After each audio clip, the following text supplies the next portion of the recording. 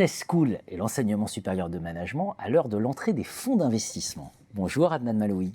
Bonjour Monsieur Denis. Adnan Maloui, vous êtes co-directeur d'IPAG, Entrepreneurship and Family Business Center, et donc professeur à IPAG Business School. Papier coécrit dans Contrepoint. Quel fonds d'investissement dans les business schools en France à l'heure de la crise? Papier coécrit avec Mariem Brahim, enseignante-chercheuse à l'ESSESCA Business School. Donc vous vous intéressez à ce qui se passe quand des fonds de private equity rentrent dans les business schools. On va peut-être commencer par présenter un peu l'écosystème. Merci pour cette invitation, Monsieur Denis. C'est très simple, l'écosystème, je dirais, des business schools a énormément évolué durant les 10 dernières années.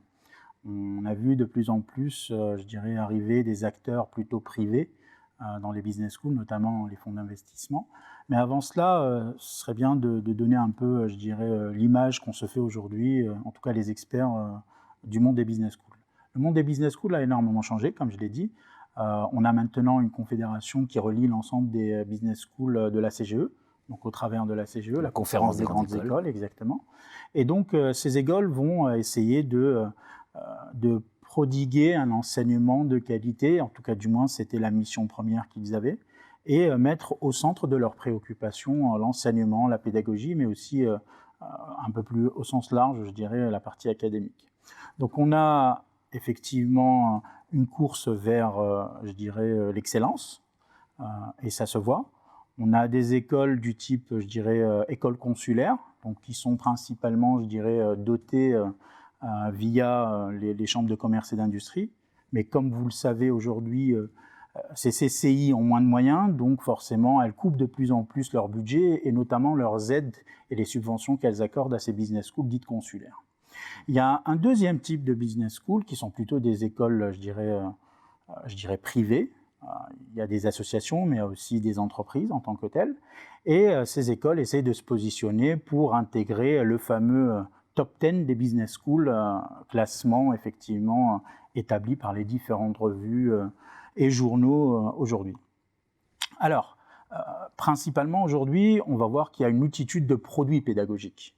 Donc on a du MBA, on a de l'executive MBA, on a du DBA, on a du bachelor, on a du BBA, on a du programme grande école PGE, mais il y a aussi ce qu'on appelle les programmes, je dirais, plus ou moins courts, qui sont juste après, je dirais, les concours, les prépas, donc écoles type HEC, EM Lyon, Schema, etc. Ceci étant, on voit que ces écoles de commerce privé grimpent petit à petit dans les classements. On peut noter par exemple l'arrivée de l'ISEG dans le top 10. D'autres écoles essaient de concurrencer via effectivement, je dirais, la recherche je dirais, de reconnaissance nationale mais aussi internationale. Comme vous le savez, en France, on a certains labels, accréditations qui sont... Alors, ceux-là arrivent en deuxième lieu, sont plutôt internationaux et beaucoup plus durs à avoir.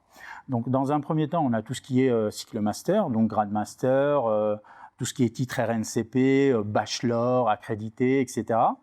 Et donc, les business schools ont senti qu'il y avait quelque chose à faire avec ces accréditations, et j'y reviendrai parce que les parents et les étudiants y accordent énormément d'importance, j'ai envie de dire.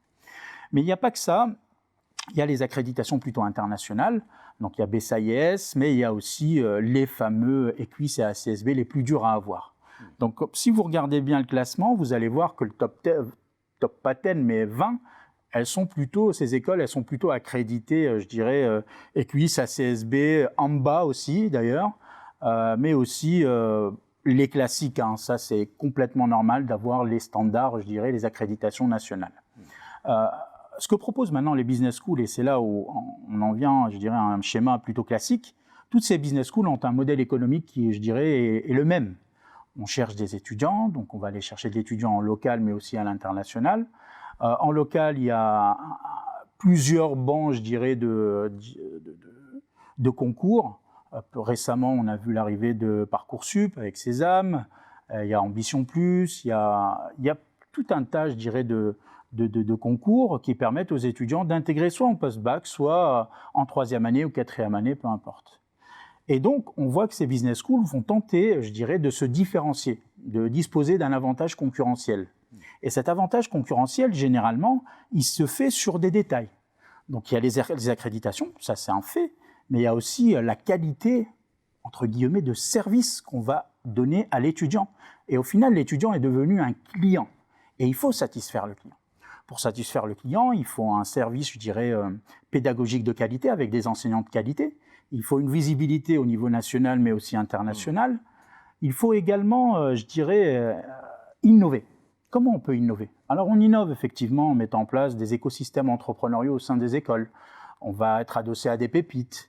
On va essayer de mettre en place des incubateurs, des accélérateurs, potentiellement des fonds d'investissement en interne, ou ce qu'on appelle, c'est le plus simple, c'est des business angels qui viennent d'alumni, de parents d'étudiants et qui vont investir dans leurs propres, je dirais, leurs propres ressources, c'est-à-dire l'étudiant entrepreneur. Et il y a de plus en plus, je dirais, ces 3 dernières années, la mise en place de ce qu'on appelle maintenant l'innovation pédagogique. Donc l'innovation pédagogique avec tout ce que ça entraîne en termes de ressources, compétences, investissements, parce que c'est beaucoup d'investissements. Et là, on voit qu'il y a deux façons de faire. Il y a les business schools qui vont chercher à compresser leurs coûts. Quand vous avez un cours en 100% en présentiel et que du jour au lendemain, vous le passez à 50% ou 75%, vous faites des économies. Vous ne faites pas des économies sur, par exemple, une classe, mais dès lors que la classe est démultipliée sur des programmes, mais aussi entre plusieurs groupes, vous avez forcément réalisé des économies d'échelle. Donc, on applique le principe de gestion maintenant dans les business schools. Et c'est normal. Les coûts augmentent, le prix des enseignants-chercheurs, des chercheurs de qualité qui font la réputation et les classements Shanghai et autres sont très importants. Donc il faut investir. Les salaires ont augmenté. On a des augmentations de plus de 30% sur les salaires moyens des enseignants-chercheurs. Il y a même des enseignants qui dépassent, et il n'y en a pas beaucoup, mais il y en a quand même qui dépassent les 100 cas annuels, pour pas dire de chiffres, mais il fallait bien le dire, annuels, et donc forcément qui doivent apporter une vraie valeur ajoutée à l'école. Donc on est face à tout cela, et au milieu de tout cela, on a l'étudiant avec le papa, la maman, qui veulent et qui vont chercher effectivement la bonne business school pour garantir l'avenir de ces étudiants-là. Donc on voit que le parent ou l'étudiant va essayer d'optimiser son parcours.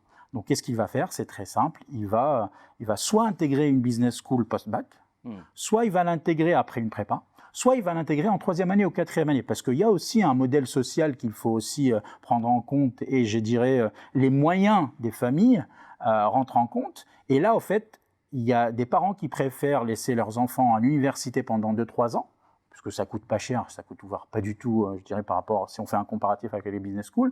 Et dès lors qu'ils arrivent en 3e année, 4e année, on va les intégrer à une business school. Et là, ce qu'ils vont faire, c'est simple, c'est que tout simplement, ils vont essayer d'avoir cet enseignement par rapport au business school qui coûte quand même en moyenne 10 000 € l'année. Ensuite, lorsqu'on monte sur le MSc et autres, on est plutôt sur du 15-20 000 et même du 30-40 000 pour les billets. Voilà un peu l'image qu'on a des business schools. Parfait. Merci pour ce tour de paysage. Je vous retrouverai pour une seconde interview pour évoquer maintenant l'entrée des fonds. Est-ce que ça change? Merci Adnan. Mais monsieur Demy, avec plaisir.